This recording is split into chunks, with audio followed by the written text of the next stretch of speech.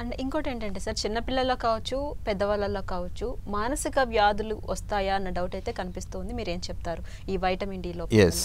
ఇప్పుడు నేను చెప్పిన కాగ్నిటివ్ ఇంపైర్మెంట్ ఏదైతే వైటమిన్ డి వల్ల ఉపయోగం ఉంటుందో ఇవన్నీ పెద్దవాళ్ళలో మర్చిపోవడం కానీ, శ్రద్ధ వహించలేకపోవడం, కాన్సన్ట్రేషన్ ఉండదు వాళ్ళకి.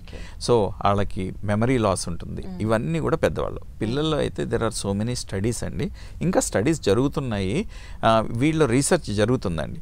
ఈ పిల్లల్లో ఏంటంటే అండి, తల్లికి కనుక గర్భం ఉన్నప్పుడు తనకి కనుక వైటమిన్ డి డెఫిషియన్సీ ఉంటే కనుక ఆ ప్రభావం పుట్టబోయే పిల్లల మీద ఎక్కువ చూపిస్తుందని ఉందండి. సో ఆ రకంగానే ఆటిజం అనేది ఒక ఆటిజం స్పెక్ట్రమ్ డిజార్డర్స్, అంటే ఆటిజంలో 100 గ్రూప్స్ ఉంటాయి. ఆటిజం స్పెక్ట్రమ్ డిజార్డర్స్ అని, అటెన్షన్ డెఫిసిట్ డిజార్డర్స్ అని, ఇవన్నీ కూడా రావడానికి చాలా ఛాన్సెస్ ఎక్కువ అండి.